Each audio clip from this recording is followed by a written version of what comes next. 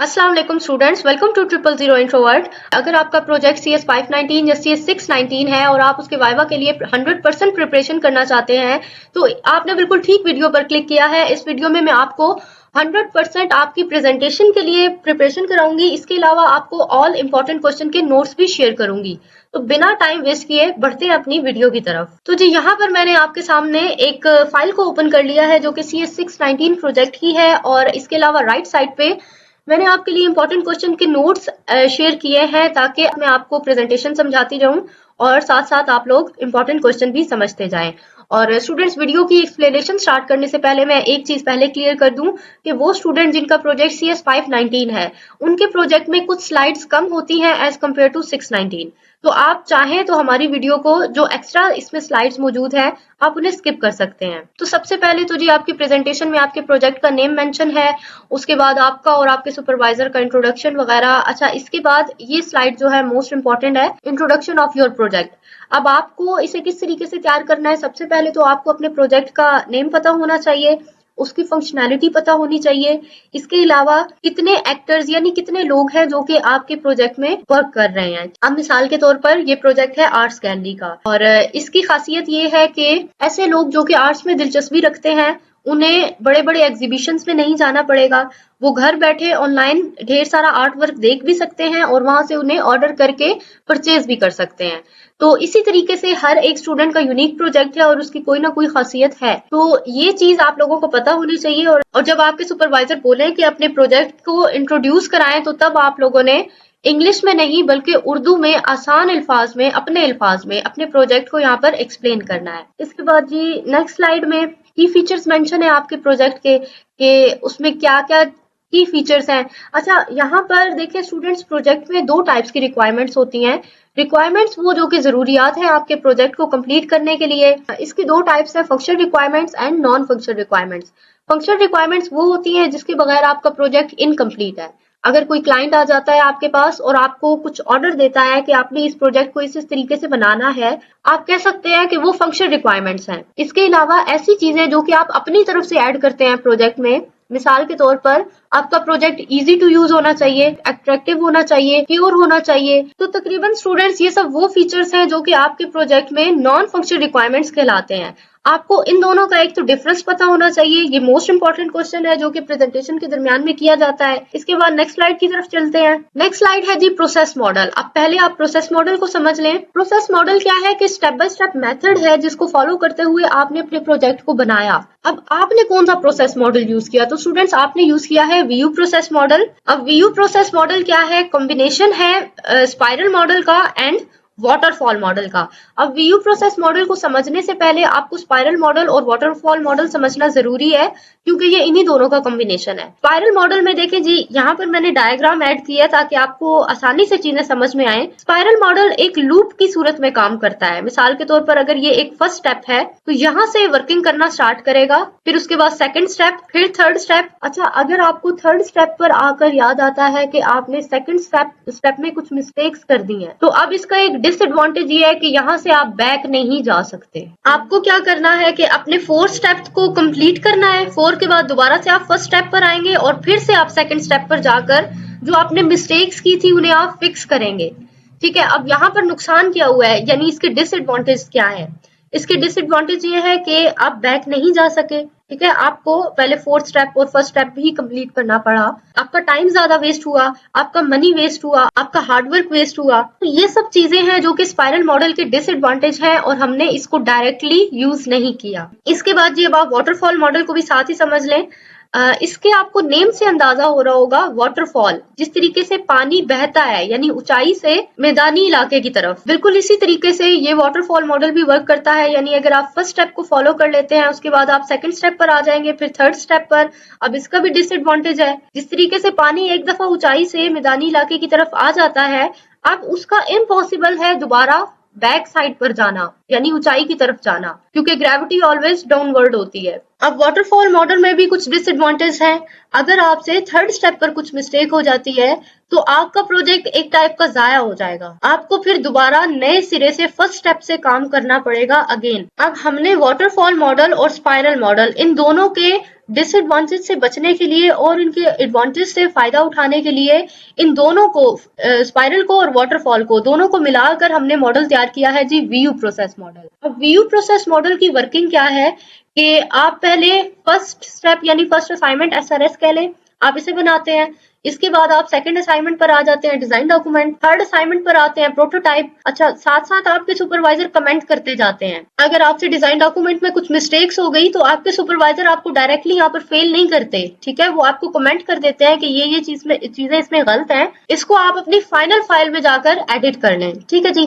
तो ये इसका फायदा है कि ना ही हमें स्पाइरल की तरह बार बार घूमना पड़ रहा है, क्योंकि जो भी एरर आएंगे उसे हम एंड पे इकट्ठा फिक्स कर लेंगे, और ना ही वाटरफॉल मॉडल की तरह आप अपनी एक छोटी सी मिस्टेक की वजह से पूरे के पूरे प्रोजेक्ट में फेल होते हैं। तो जी स्टूडेंट्स, ये थी आपकी व्यू प्रोसेस मॉडल की एक्सप्लेनेशन। अब आपको क्या करना है कि अगर तो आपके सुपरवाइजर डिटेल में क्वेश्चन करते हैं वाटरफॉल के या फिर स्पाइरल मॉडल के मुतालिक, तो तब तो आपने इन सब चीजों को 100% डिटेल में एक्सप्लेन करना है। और अगर आपके सुपरवाइजर आपसे जस्ट व्यू प्रोसेस मॉडल का पूछते हैं तो आपने जस्ट यही बताना है कि वो वाटरफॉल का और स्पाइरल का कॉम्बिनेशन है। अच्छा, इसके बाद जी हमारे सामने है यूज केस डायग्राम। अब इसमें पहला क्वेश्चन सुपरवाइजर की तरफ से ये किया जाता है कि यूज केस डायग्राम को बनाया क्यों गया है। तो स्टूडेंट्स, ये इसलिए बनाई गई है ताकि हम दिखा सकें कि एक्टर्स, ठीक है, जिन्हें आप यूजर्स भी कहते हैं, कि आपके प्रोजेक्ट में यहाँ पर जितने भी एक्टर्स हैं वो सिस्टम से बाहर रहते हुए किस तरीके से डिफरेंट चीजों के साथ में इंटरेक्ट कर रहे हैं। अब आपको इस डायग्राम में चीजें क्या समझनी है, सबसे पहले तो आपको पता होना चाहिए कि एक्टर क्या है। तो ये देखें, जिस तरह कस्टमर, एडमिन, विजिटर, आर्टिस्ट, तो यहाँ पर 4 एक्टर्स हैं, ठीक है, इन्हें एक्टर्स बोला जाता है। इसके अलावा ये एक रेक्टेंगुलर बॉक्स देख रहे हैं आप, इसको बोला जाता है सिस्टम बॉक्स। इसके मुतालिक क्वेश्चंस पूछते हैं सुपरवाइजर कि इसे क्या बोला जाता है, तो आपको पता होना चाहिए ये सिस्टम बॉक्स है। इसी तरीके से ये जो ओवल शेप सिंबल्स आप देख रहे हैं, ये सब, इन्हें आप बोलते हैं यूज केसेस।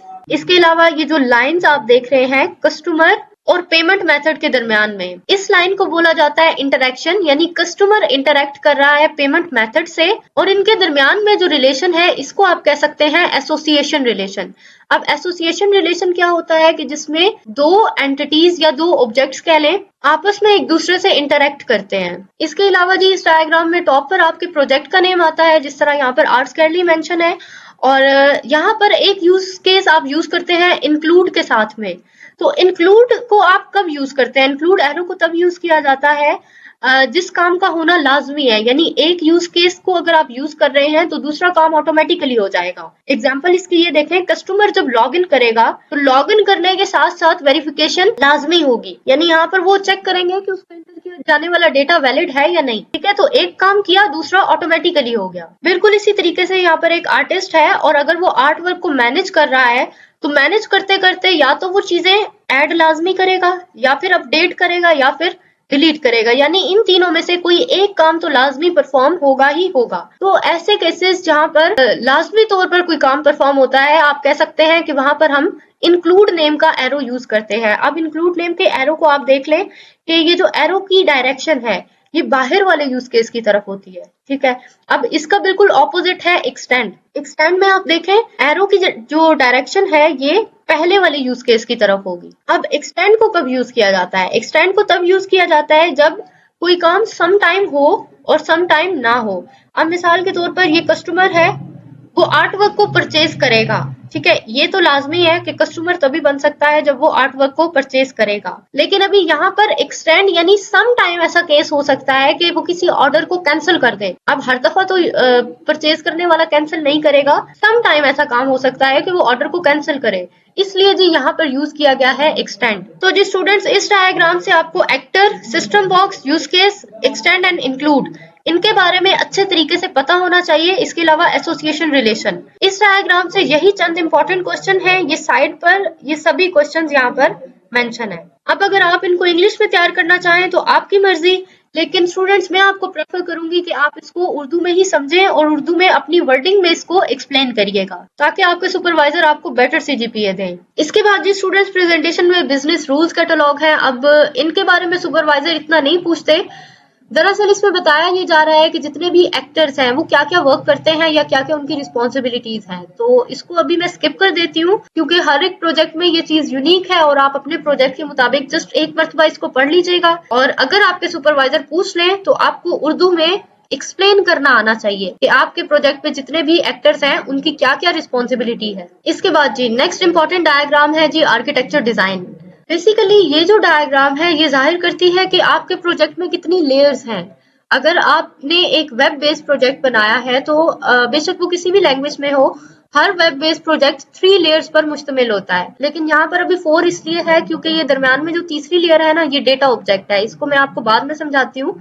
इसके अलावा बाकी जितने भी ऐसे प्रोजेक्ट्स हैं जो कि ऐप बेस्ड है, वो 2 टायर आर्किटेक्चर पर वर्क करते हैं, या उसमें आप कह सकते हैं कि 2 लेयर्स होती हैं। उसका फ्रंट एंड डायरेक्टली कनेक्ट करता है डेटाबेस के साथ। तो अभी क्योंकि हम मोस्टली यहाँ पर वेब बेस्ड प्रोजेक्ट की बात कर रहे हैं, तो मैं आपको अभी 3 टायर आर्किटेक्चर के बारे में समझाती हूँ। सबसे पहली जो लेयर होती है ये प्रेजेंटेशन लेयर है, और यहाँ पर आपने लैंग्वेजेस मेंशन की होती हैं। सुपरवाइजर आपसे नेम पूछ सकते हैं। इसको फ्रंट एंड भी कहा जाता है। अब इसमें languages HTML, CSS, bootstrap, JavaScript, jQuery, ठीक है, ये सब लैंग्वेजेस जो है बेसिकली यहाँ पर फ्रंट एंड में यूज होती हैं। और ये वो फेज है जिसके साथ में यूजर्स इंटरैक्ट करते हैं। मिसाल के तौर पर लॉगिन पेज, जहां पर यूजर अपनी आईडीज वगैरह इंटर करते हैं, पासवर्ड्स इंटर करते हैं, ठीक है जी। इसके बाद है बिजनेस लेयर। अब बिजनेस लेयर ऐसी लेयर है जहां पर बैकएंड का काम किया जाता है। अभी ये प्रोजेक्ट बना है क्योंकि PHP लैंग्वेज में, इसी तरीके से कुछ प्रोजेक्ट जावास्क्रिप्ट में बने होते हैं, कुछ प्रोजेक्ट्स पाइथन में बने होते हैं, ठीक है जी। तो यहाँ पर आप जस्ट अपनी बैकएंड की लैंग्वेज मेंशन करेंगे।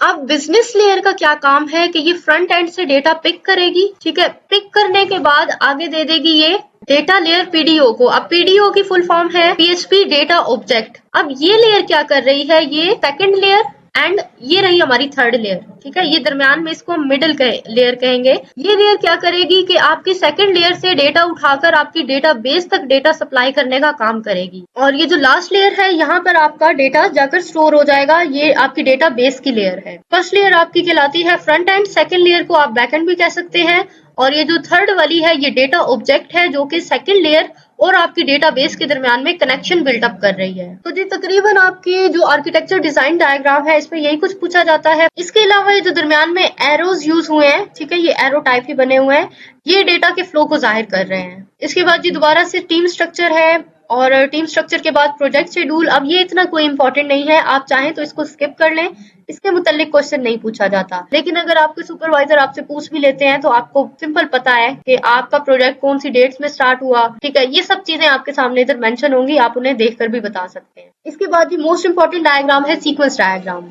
अब सीक्वेंस डायग्राम का पहला क्वेश्चन ये है कि इसको बनाया क्यों जाता है। तो स्टूडेंट्स इसे इसलिए बनाया जाता है ताकि आप देख सकें कि किसी काम को परफॉर्म करने के लिए डिफरेंट ऑब्जेक्ट्स जो हैं वो कितने टाइम के लिए एक्टिव रहते हैं, और किस तरीके से इसके दरमियान में मैसेज फ्लो करता है, यानी किस तरीके से रिक्वेस्ट सेंड होती है, कब रिस्पॉन्स आता है, ठीक है। ये सब चीजें जाहिर करने के लिए आप सीक्वेंस डायग्राम को यूज करते हैं। अब सीक्वेंस डायग्राम में आपको जो चीजें पता होनी चाहिए, ये जो लेफ्ट साइड पर है ये एक्टर है, ठीक है। इसके अलावा यहाँ पर ये जो आप रेक्टेंगुलर बॉक्सेस देख रहे हैं, इन्हें ऑब्जेक्ट्स बोला जाता है, या आप इन्हें एंटिटीज भी कह सकते हैं। और ये जो डॉटेड लाइन्स बनी हुई है, इन डॉटेड लाइन्स को बोला जाता है लाइफ लाइन। लाइफ लाइन्स के अलावा यहाँ पर लाइफ लाइन के ऊपर जो आप यहाँ पर एक रेक्टेंगुलर बॉक्स देख रहे हैं, इन्हें कहा जाता है एक्टिवेशन बॉक्स। अच्छा, अब आप कॉन्सेप्ट समझें कि मैसेज किस तरीके से फ्लो करता है। ये एक्टिवेशन बॉक्स हमें दिखा रहा है कि कौन सा ऑब्जेक्ट या कौन सी एंटिटी कितने टाइम के लिए एक्टिव रही। तो यूजर जो है, यहाँ पर कस्टमर या सेलर हो गया, उसने साइन अप करने या रजिस्टर करने के लिए डेटा इंटर किया, और ये पूरे टाइम के लिए यहाँ पर एक्टिव रहेगा। इसके बाद साइन अप पेज का कितनी देर के लिए काम है, यूजर ने यहाँ पर डेटा इंटर किया, इतने टाइम के लिए साइन अप फॉर्म एक्टिवेट हुआ, उसके बाद डेटा कहाँ चला जाएगा, यूजर लिस्ट में। यूजर लिस्ट से पहले तो वो चेक होगा कि डेटा यूनिक है, यानी यूनिक यूजर रजिस्टर हो रहा है या नहीं, और अगर यूनिक है तो डेटा सेव हो जाएगा। सेव होने के बाद वो इसको रिटर्न मैसेज करेगा सक्सेस का, यानी ये जो यूजर लिस्ट है ये यहाँ पर थोड़े से टाइम के लिए एक्टिवेट हुई है, ठीक है। इसी तरीके से आपके प्रोजेक्ट्स में एक्टिवेशन बॉक्सेस बने होंगे, आप अपने अपने प्रोजेक्ट के मुताबिक देख सकते हैं इसको। और फिर इसने यहाँ से इसको रिटर्न मैसेज किया। अब जो हम मैसेज सेंड कर रहे हैं, इसके लिए आप स्ट्रेट लाइन यूज करते हैं। जो मैसेज हम रिटर्न में लेते हैं, इसके लिए आप डॉटेड लाइन को यूज करते हैं, ठीक है जी। ये मैसेज रिटर्न हो गया, फिर ये दोबारा से एक और मैसेज सेंड करेगा, रजिस्टर यूजर का। अब ये मैसेज जाएगा तकरीबन डेटाबेस के पास, यानी 100% जो यूजर है वो रजिस्टर हो चुका है। डेटाबेस से फिर मैसेज डन का आएगा और यहाँ पर ये जो यूजर रजिस्टर वाला ऑप्शन है ये थोड़े से टाइम के लिए एक्टिवेट हुआ है। ठीक है जी, तो इस तरीके से आपको एक्टिवेशन बॉक्सेस के बारे में पता होना चाहिए, लाइफलाइंस के बारे में, ऑब्जेक्ट्स या एंटिटीज के बारे में। ठीक है, ये सब चीजें आपको पता होनी चाहिए। इसके अलावा एक टॉपिक मोस्ट इंपॉर्टेंट है ट्रांसमिशन मोड। यहाँ पर इस डायग्राम में दो टाइप के ट्रांसमिशन मोड होते हैं, एसिंक्रोनस ट्रांसमिशन मोड या फिर सिंक्रोनस ट्रांसमिशन मोड। अब यहाँ पर स्टूडेंट्स आप देखें, एक मैसेज सेंड किया, फिर हमने मैसेज सेंड किया और साथ ही जवाब आया, फिर मैसेज सेंड हुआ, फिर जवाब आया, यानी एक के बाद एक मैसेज सेंड होता है, साथ साथ जवाब आता है। तो ऐसे केस में इसको हम बोलते हैं जी सिंक्रोनस ट्रांसमिशन। ये यहाँ पर चीजें मेंशन है कि जिसमें हमें साथ के साथ रिस्पॉन्स मिलता रहे, आप कह सकते हैं सिंक्रोनस ट्रांसमिशन। अभी यहाँ पर मेरे प्रोजेक्ट में सिंक्रोनस ट्रांसमिशन यूज हुई है। इसके अलावा कुछ ऐसे प्रोजेक्ट्स हैं जिनकी डायग्राम में एक साथ मैसेजेस सेंड होते जाते हैं और उसके बाद एक साथ ही रिस्पॉन्स आता है, उसको आप कह सकते हैं कि वो एसिंक्रोनस ट्रांसमिशन मोड है। अच्छा, इसके अलावा कुछ स्टूडेंट्स हैं जिनके प्रोजेक्ट्स में यहाँ नीचे की तरफ छोटा सा क्रॉस सिंबल यूज हुआ होगा। अच्छा, उस क्रॉस सिंबल को बोला जाता है डिलीट मैसेज, यानी जो एक्स्ट्रा डेटा है अगर मैसेज हम वहां से डिलीट करना चाहें तो उसके लिए यहाँ पर क्रॉस सिंबल यूज होता है। अच्छा, कुछ प्रोजेक्ट्स में यहाँ पर एक एरो बना हुआ होगा जो इसी वाली लाइन में, इसी लाइफ लाइन में आकर रिटर्न करेगा। ठीक है, उसको भी बोला जाता है रिटर्न मैसेज। ठीक है, इसके अलावा कुछ प्रोजेक्ट्स में यहाँ पर एक पूरा बड़ा सा बॉक्स बना होगा। ठीक है, उसके साइड पे लिखा होगा ALT आल्ट। ठीक है, आल्ट का मतलब वहां पर इफ एंड एल्स वाली कंडीशन है, मिसाल के तौर पर साइन अप, यहाँ पर भी वो ऐड हो सकता था, लेकिन इन्होंने क्योंकि डायग्राम सिंपल करके बनाई कि या तो सक्सेसफुली रजिस्टर हो जाएगा और दूसरे केस में ऑल्ट का यहाँ पर बॉक्स बनना चाहिए था और उसके नीचे एक और एरो आना चाहिए था जिसमें मेंशन होता एरर। ठीक है, कि या तो सक्सेसफुली काम हो गया है या तो फिर एरर का मैसेज हो गया है। ठीक है जी स्टूडेंट्स, आई होप सो ये चीज आपको समझ में आ गई होगी। अपने अपने प्रोजेक्ट्स के मुताबिक आप इसको देख लीजिएगा। अब मैंने आपको एक डायग्राम एक्सप्लेन कर दी है, बाकी डायग्राम्स आप खुद देखिएगा। सीक्वेंस डायग्राम के बाद जी मोस्ट इंपॉर्टेंट डायग्राम है हमारे पास में क्लास डायग्राम। अब क्लास डायग्राम क्या जाहिर करती है? ये जाहिर करती है कि क्लासेस के दरमियान में क्या तल्लक है। अब ये जो आप बॉक्सेस बने देख रहे हैं, रेक्टेंगुलर बॉक्सेस, इन्हें आप बोल सकते हैं क्लासेस। ठीक है, क्लास डायग्राम को ही आप लॉजिकल मॉडल भी कहते हैं। इसके अलावा ये जो टॉप पर नेम्स लिखे हैं, ये क्लासेस के नेम लिखे हैं, आप इन्हें ऑब्जेक्ट का नेम भी कह सकते हैं या एंटिटी का नेम कह सकते हैं। ये जो यहाँ सेकंड बॉक्स बना हुआ है, अब इसमें क्या है, इन्हें बोला जाता है एट्रीब्यूट्स। मिसाल के तौर पर आर्ट वर्क है, अब आर्ट वर्क की क्या क्या खुसूसियात होंगी? आर्ट वर्क की आईडी होगी, यहाँ पर कोई सेलर की आईडी होगी, कोई टाइटल होगा, डिस्क्रिप्शन, इमेज, प्राइस। ठीक है, ये सब चीजें क्या है, आर्ट वर्क की एट्रीब्यूट्स है, तो इन्हें एट्रीब्यूट बोला जाता है। अब एट्रीब्यूट्स के यहाँ पर जी हमारे पास तीन टाइप्स होती हैं। एट्रीब्यूट हमारे होते हैं जी private attribute, protected attribute and public attribute. अब ये मोस्ट इंपॉर्टेंट है जी, इसको पूछा जाता है सुपरवाइजर की तरफ से बड़ा घुमा फिरा कर। पब्लिक एट्रीब्यूट्स ऐसे एट्रीब्यूट्स होते हैं जहां पर प्लस का सिंबल जिनके साथ में यूज होता है, और ये वो एट्रीब्यूट्स हैं कि जिन्हें दूसरे लोग भी देख सकते हैं। अब मिसाल के तौर पर आर्टवर्क में टाइटल नेम का एट्रीब्यूट है, तो टाइटल को, आर्टवर्क के टाइटल को कोई भी यूजर देख सकता है। ठीक है, इसको आप बोलेंगे पब्लिक एट्रीब्यूट। दूसरे हैं जी हमारे पास में प्राइवेट एट्रीब्यूट्स। अब ये ऐसे एट्रीब्यूट हैं जो कि मौजूद तो होते हैं लेकिन उन्हें प्राइवेट रखा जाता है, वो हर एक यूजर के लिए एक्सेसिबल नहीं है। मिसाल के तौर पर यहाँ पर कोई कस्टमर, आर्टिस्ट या एडमिन, ठीक है, इस तरीके से कोई भी यूजर है, उसका पासवर्ड, ठीक है, उसका लॉगिन पासवर्ड उसके एट्रीब्यूट्स में ही शामिल है, लेकिन वो क्योंकि एक प्राइवेट एट्रीब्यूट है उसे पब्लिकली हम कहीं पर शो नहीं करा सकते। ठीक है, तो इसलिए हम यहाँ पर इसके साथ में यहाँ माइनस का सिंबल यूज करेंगे। तो पब्लिक के साथ में प्लस का सिंबल, प्राइवेट के साथ में माइनस का सिंबल। और तीसरी टाइप है जी इसका प्रोटेक्टेड एट्रीब्यूट।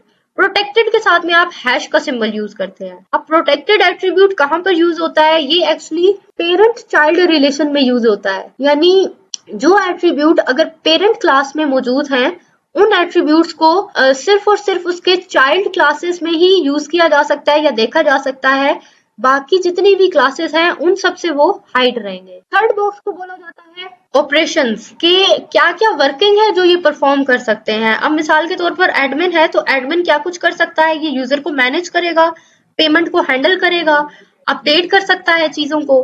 ठीक है, तो ये सब क्या हो गए? एडमिन के एट्रीब्यूट्स, और एट्रीब्यूट्स हमेशा पब्लिक होते हैं। इसके साथ में प्लस का सिंबल यूज होता है, यानी एडमिन अगर किसी भी आर्ट वर्क को एडिट करेगा तो बाकी लोग उसे देख सकते हैं। इसके अलावा जी यहाँ पर टाइप ऑफ रिलेशंस है। अब आप लोग यहाँ पर देख रहे होंगे, ये एक तो कलरलेस डायमंड सिंबल है और एक कलर्ड डायमंड सिंबल है। अब ये जो कलरलेस डायमंड सिंबल है इसको आप बोलते हैं एग्रीगेशन रिलेशन, और जो कलरफुल है इसको आप बोलेंगे कंपोजिशन। पहले समझ लेते हैं इनमें से वीक कौन सा है और स्ट्रॉन्ग कौन सा है। इसमें से जो वीक रिलेशन है वो ये है एग्रीगेशन का, और स्ट्रॉन्ग रिलेशन है कंपोजिशन का। अब इनकी डिटेल देखें कि वीक और स्ट्रॉन्ग कैसे है। वीक रिलेशन में यहाँ पर इसका मकसद ये है कि एक एंटिटी दूसरी एंटिटी पर डिपेंडेंट नहीं है। मतलब ये कि अगर हमारे पास से कोई एक चीज डिलीट हो जाती है, कोई एक क्लास डिलीट हो जाती है, तो दूसरी क्लास ऑटोमेटिकली डिलीट नहीं होगी। और कंपोजिशन रिलेशन एक ऐसा रिलेशन है जिसमें एक क्लास दूसरी क्लास के ऊपर डिपेंडेंट है, यानी अगर हमारी एक चीज डिलीट हो जाती है तो दूसरी ऑटोमेटिकली डिलीट हो जाएगी।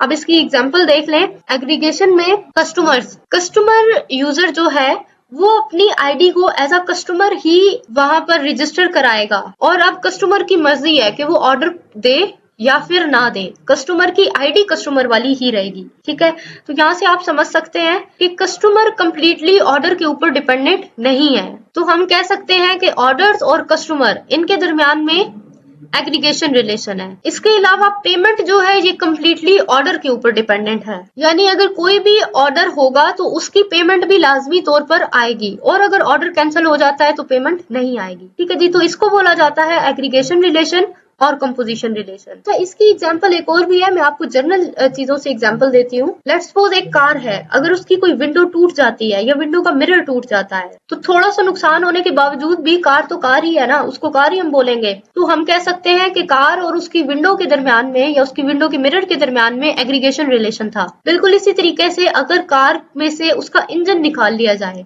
तो इंजन निकालने के बाद अब कार बिल्कुल भी कार कहलाने लायक नहीं रही, और अब वो बिल्कुल चलने काबिल, किसी काम के काबिल नहीं रही। तो आप कह सकते हैं कि कार और उसके इंजन के दरमियान में कंपोजिशन रिलेशन है। इसके अलावा जी यहाँ पर सिंबल यूज किया गया है 1 का और स्टेरिक का। 1 का मतलब मिनिमम नंबर एंड स्टेरिक का नंबर मैक्सिमम। अब कस्टमर के साथ में ऑर्डर, यानी कस्टमर मिनिमम एक हो सकता है, यानी एक कस्टमर काफी सारे ऑर्डर्स को प्लेस कर सकता है, लेकिन एक ऑर्डर की हमेशा एक ही पेमेंट होगी। ठीक है जी, तो इसको बोला जाता है 1 इंस्टेंस या मैनी इंस्टेंस। इसके बाद जी नेक्स्ट डायग्राम है हमारे पास ER डायग्राम, जिसको आप एंटिटी रिलेशनशिप डायग्राम भी कह सकते हैं। अब ये डायग्राम क्या जाहिर करती है और इसे क्यों बनाया जाता है, तो ये दिखाती है कि दो एंटिटीज एक प्रोजेक्ट में आपस में किस तरीके से इंटरेक्ट कर रही हैं, उनका आपस में क्या रिलेशन है, इसके अलावा डेटा फ्लो किस डायरेक्शन में हो रहा है। अब यहाँ पर पहले तो आप सिंबल्स को समझ लें। ये जो रेक्टेंगुलर बॉक्सेस हैं इन्हें आप एंटिटीज कहेंगे, या तो आप इन्हें ऑब्जेक्ट भी कह सकते हैं। इसके अलावा ओवल सिंबल्स जितने भी हैं आप इन्हें एट्रीब्यूट्स कह सकते हैं। एट्रीब्यूट मतलब खसूसियात, एंटिटी की खसूसियात। इसके अलावा जो डायमंड शेप सिंबल है आप इन्हें कह सकते हैं रिलेशन, यानी एक एंटिटी का दूसरी एंटिटी के साथ में क्या रिलेशन है। मिसाल के तौर पे admin manage artist, admin artist को क्या कर रहा है, मैनेज कर रहा है। इसके अलावा जी यहाँ पर हमारे पास एट्रीब्यूट्स की भी कुछ टाइप्स होती हैं। एट्रीब्यूट में यहाँ पर जो अंडरलाइन वर्ड होता है इसको आप बोलते हैं प्राइमरी की। ठीक है, अब रिव्यू जो है ये प्राइमरी की है। बिल्कुल इसी तरीके से एडमिन आईडी, ठीक है, ये यहाँ पर प्राइमरी की है। अब कस्टमर आईडी अंडरलाइन है तो यानी यहाँ पर ये एक प्राइमरी की है। अच्छा, अब ये प्राइमरी की अगर किसी और टेबल में कहीं और यूज होती है, जिस तरीके से ऑर्डर के साथ में, ठीक है, ये कस्टमर आईडी यहाँ पर भी यूज हुई है, तो आप कह सकते हैं कि यहाँ पर तो ये प्राइमरी की है लेकिन इस जगह पर ये फॉरगन की है। प्राइमरी की और फॉरगन की में डिफरेंस क्या है? प्राइमरी की डेटा को यूनिकली आइडेंटिफाई करती है, फॉरगन की भी यूनिकली आइडेंटिफाई ही करती है, लेकिन प्राइमरी की कभी भी नल नहीं हो सकती, जबकि फॉरगन की नल हो सकती है। प्राइमरी की हमेशा पेरेंट टेबल में मौजूद होती है, जबकि फॉरगन की हमेशा चाइल्ड टेबल में मौजूद होती है। इसके बाद जी स्टूडेंट्स हमारे पास टाइप ऑफ रिलेशंस है, cardinality relation and modality relation. Cardinality relation होता है मैक्सिमम नंबर ऑफ इंस्टेंस, यानी एक एंटिटी की मैक्सिमम कितने इंस्टेंस हैं जो कि दूसरी के साथ में इंटरेक्ट कर रहे हैं। और मोडालिटी मतलब मिनिमम नंबर ऑफ इंस्टेंस, यानी एंटिटी के मिनिमम कितने नंबर हैं जो कि दूसरी एंटिटी के साथ में इंटरेक्ट कर रहे हैं। अच्छा, इसको आप फिर बोल सकते हैं 1 to 1 रिलेशन, 1 to many या फिर many to many। अच्छा, इसकी एग्जांपल अब ये देखें, यहाँ पर ना मैंने सिंबल्स बनाए थे ताकि आपको समझ आ जाए। एक तो होती है जी डबल लाइन। डबल लाइन का मतलब है 1 एंड कंपल्सरी। तो अब यहाँ पर एडमिन के साथ में, अच्छा ये जो डायग्राम्स है ना इनमें थोड़ी बहुत मिस्टेक्स है। यहाँ पर 1 के साथ में कंपल्सरी होना चाहिए, यानी ये जो 1 एडमिन है ये काफी सारे एडमिन के एक्शंस को हैंडल करेगा, ठीक है।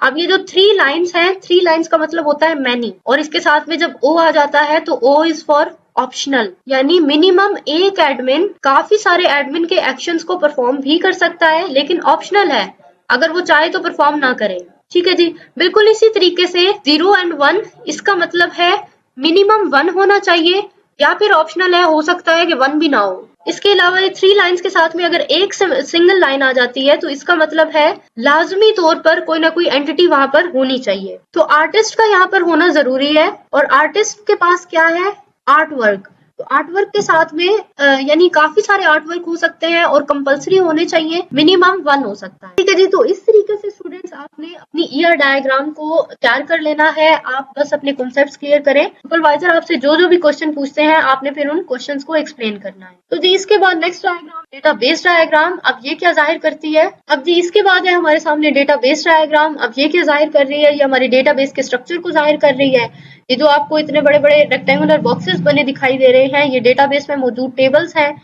इनके टॉप पर जो नेम मेंशन है ये आप कह सकते हैं कि टेबल्स के नेम मेंशन है। इसके अलावा ये जो आपको रोज दिखाई दे रही हैं यहाँ पर, ये डेटाबेस में मौजूद कॉलम्स के नेम है, ठीक है। मिसाल के तौर पे आईडी, यूजर आईडी, नेम, ये हमारे सामने इस डायग्राम में बेशक रोज बनी हुई है, लेकिन डेटाबेस में ये कॉलम की सूरत में टेबल के अंदर जाहिर होते हैं। इसके अलावा जी ये जो लाइंस हैं ये आपस में टेबल्स के कनेक्शन को जाहिर कर रही हैं, और ये कीज को भी जाहिर करती हैं। अब मिसाल के तौर पर यूजर है, यहाँ पर यूजर आईडी आप देखें, जहां से लाइन बिल्कुल स्ट्रेट है, इसका मतलब ये कि यूजर आईडी क्या है, प्राइमरी की है। अब अपने टेबल में तो ये प्राइमरी की है, लेकिन ये 3 टेबल्स में मजीद यूज हुई है, और ये दूसरे टेबल में फॉरिगन की कहलाएगी। तो ये देखें, एक तो ये कार्ड टेबल में फॉरिगन की कहलाएगी, इसके साथ में डॉट है, जहां पर डॉट बना होगा वहां पर वो फॉरिगन की होगी। इसके अलावा आर्ट ऑर्डर, यहाँ पर डॉट बना हुआ है तो यहाँ पर ये फॉरिगन की है। इसके अलावा रिव्यू टेबल, यहाँ पर भी ये फॉरिगन की है। बिल्कुल इसी तरीके से ये पिंक लाइंस देख लेते हैं आर्ट्स की। यहाँ पर आर्ट की जो आईडी है ये अपने टेबल में तो जी प्राइमरी की है, लेकिन बाकी टेबल में यहाँ पर फॉरिगन की, इस टेबल में फॉरिगन की, जिसके साथ में डॉट होगा ये यहाँ पर फॉरिगन की है। तो जी इस टेबल से जस्ट आपसे यही 2 से 3 चीजें पूछी जाती हैं। नेक्स्ट आगे चलते हैं। इसके बाद जी स्टूडेंट्स आपके जो कोई भी प्रोजेक्ट्स हैं आपने यहाँ पर उसका इंटरफेस ऐड कर देना है। अब इंटरफेस के मुतालिक आपसे नहीं पूछा जाता, वो आपसे कोडिंग में या तो फिर फ्रंट एंड चेक करते हुए ही सुपरवाइजर वहीं से चेक करते हैं। लास्ट स्लाइड है जी हमारी टूल्स। यहाँ पर आपके सामने टूल्स मेंशन है कि आपने कौन कौन से टूल्स इस्तेमाल किए हैं अपने प्रोजेक्ट को कंप्लीट करने के लिए। तो आपको लैंग्वेजेस पता होनी चाहिए, front end back and databases, जो कोई भी लैंग्वेजेस आपके प्रोजेक्ट में यूज हुई हैं या जो कुछ भी टूल्स यूज हुए हैं आपको सबके बारे में पता होना चाहिए। तो जी स्टूडेंट्स, यहाँ तक मैंने आपको आपकी प्रेजेंटेशन के लिए 100% कॉन्सेप्ट्स को क्लियर करा दिया है, और अब मैं आपको कुछ एडवाइस देना चाहूंगी। तो स्टूडेंट्स, अगर तो आपके सुपरवाइजर आपसे प्रेजेंटेशन ओपन कराते हैं और आप पर छोड़ देते हैं कि आप अपनी प्रेजेंटेशन को अपने मुताबिक एक्सप्लेन करें, तो आपको क्या करना है, जिस तरीके से मैंने आपको ओवरऑल चीजें समझाई इंट्रोडक्शन और डायग्राम्स में, जस्ट मेन चीजें यानी सिंबल्स, आपने जस्ट उनके नेम्स बताते जाना है और डायग्राम को क्यों बनाया गया है, बस ये चंद चीजें बताते जाना है और आप स्लाइड्स को आगे करते जाएं। और एंड स्लाइड पर आपने अपने सुपरवाइजर को कहना है thank you and any question, और फिर अगर उनका कोई क्वेश्चन हुआ तो वो पूछ सकते हैं। इसके अलावा मोस्टली सुपरवाइजर ऐसे किया करते हैं कि वो आपको कोई स्पेसिफिक स्लाइड ओपन करने के लिए कहते हैं। मिसाल के तौर पे कोई डायग्राम कह सकते हैं, जिस तरह ईआर डायग्राम होगी या क्लास डायग्राम, और उसके बाद फिर वो पॉइंट आउट करके आपसे क्वेश्चंस पूछते हैं कि इस सिंबल को क्या बोला जाता है। तो आपने इस तरीके से भी अच्छे तरीके से अपनी प्रिपरेशन करनी है कि अगर दरमियान से आपके सुपरवाइजर आपसे किसी भी सिंबल के बारे में या फिर किसी भी लाइन के बारे में कोई क्वेश्चन कर लें, तो आपको पता होना चाहिए कि कौन से सिंबल का क्या नेम है और उनका क्या रिलेशन है। इसके अलावा अगर आप हमसे यूनिकली अपने प्रोजेक्ट की प्रिपरेशन करना चाहते हैं, या तो आप प्रेजेंटेशन, रिपोर्ट या फिर फाइनल कोड को हमसे अपडेट करवाना चाहते हैं, तो आप डिस्क्रिप्शन में दिए गए लिंक्स के जरिए हमारे व्हाट्सएप ग्रुप्स को ज्वाइन कर सकते हैं, या फिर आप हमारी टीम को इनबॉक्स कर सकते हैं। आई होप सो स्टूडेंट्स, आपके सभी कॉन्सेप्ट्स क्लियर हो चुके होंगे। फिर भी अगर आपका कोई क्वेश्चन है तो आप मुझसे कमेंट सेक्शन में पूछ सकते हैं। इंशाल्लाह आपको जल्द से जल्द रिस्पॉन्स मिलेगा। हमारी वीडियो को लाइक करके शेयर जरूर करिएगा एंड हमारे चैनल को भी लाजमी सब्सक्राइब कर लें। Thanks for watching my video. Allah Hafiz.